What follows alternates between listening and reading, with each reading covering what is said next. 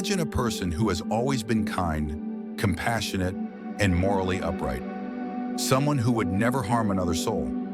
A person who stands for justice and helps others without expecting anything in return. Now, imagine that same person becoming unrecognizable, capable of cruelty, deception, and even destruction. What causes such a shift? How does someone go from good to becoming a monster? Today we'll explore the psychological and philosophical forces that shape human nature, revealing the hidden mechanisms that push good people toward darkness. Understanding this transformation is crucial. You might think you're immune to it, that you could never fall into such darkness. But history and science show otherwise. The truth is that, under the right conditions, anyone, no matter how kind, just, or morally strong, can descend into something they once despised. Psychologist Philip Zimbardo, known for the Stanford Prison Experiment, revealed how ordinary people placed in certain situations can commit cruelty they never imagined. His research, along with Stanley Milgram's studies, shows that our sense of morality is fragile. Most people never realize they're changing until it's too late. So what causes this shift? First, there's the slow erosion of moral boundaries. It doesn't happen overnight. Small compromises and justifications for minor wrongdoings seem harmless at first. But once a person crosses that line, the next one becomes easier to step over. This is the slippery slope effect. Small ethical exceptions reshape identity, and what once felt unthinkable now seems reasonable. Then there's the influence of authority and obedience. Milgram's experiment showed that people could be pushed to harm others when an authority figure instructs them. The majority obeyed, even when they thought they were causing harm. This shows that, under the right conditions, even good people can become tools of harm, not out of malice, but out of duty or fear of consequences. Another powerful factor is group identity. When people become deeply attached to a group, they begin to see those outside as other.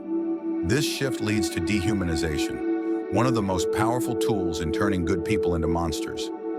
Dehumanizing others allows individuals to justify harm by seeing their victims as undeserving of empathy.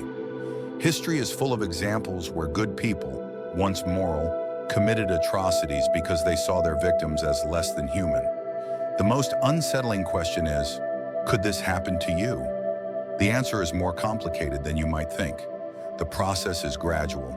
Before realizing it, you might find yourself justifying your actions and believing you're still righteous, despite crossing moral lines. This is where cognitive dissonance plays a role. When our actions contradict our beliefs, we change our beliefs to justify our actions. This is why people commit atrocities while believing they're doing the right thing. Justifying harmful actions silences the conscience, and the descent into darkness accelerates. Another dangerous force is the illusion of righteousness. People often believe they're morally superior to others. The more they see themselves as righteous, the easier it becomes to justify harmful actions. Studies show that people who feel good about themselves often justify bad things. They feel less guilty about small wrongdoings because they believe their overall goodness compensates for them. But this doesn't happen in isolation. It happens in the environment, our society, workplaces, and cultures. Zimbardo's Lucifer Effect demonstrated that people can be led to commit evil because the environment warps their moral compass. For instance, workplaces that tolerate unethical behavior breed employees who accept dishonesty as normal. A society that normalizes discrimination creates individuals who justify prejudice. This transformation happens to ordinary people in everyday situations. It happens when people justify cruelty toward coworkers, treat partners poorly, or attack strangers online. It's a slow process driven by small compromises. So how can we stop this from happening? The key is self-awareness.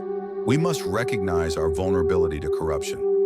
Regularly questioning our actions helps us stay connected to our core values. Asking questions like, am I justifying something now that I once thought was wrong, can help us stay on track. Moral courage is also essential. It's easy to stick to our values when there's no cost. But true strength is tested when doing the right thing is difficult. Empathy plays a critical role too. When we see others as human and understand their struggles, it becomes much harder to justify harming them. Lastly, we must shape the environment around us. Just as the wrong environment can lead to corruption, the right environment can strengthen our integrity. Surrounding ourselves with people who challenge us to be better is key. In the end, the battle between good and evil isn't something that happens outside of us. It happens within us, in every choice we make.